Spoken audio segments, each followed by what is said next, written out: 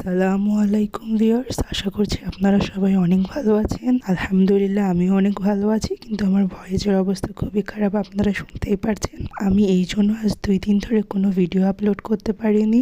আজকে আমার ভয়েসটা কিছুটা ভালো হওয়ার কারণে আপনাদের মাঝে আবার হাজির হয়েছি নতুন একটি টিউটোরিয়াল ভিডিও নিয়ে। কে কে বলতে পারবেন এটি কোন ডিজাইনের টিউটোরিয়াল ভিডিও হচ্ছে? অবশ্যই কমেন্ট করে জানাবেন। আল্লাহ হাফেজ।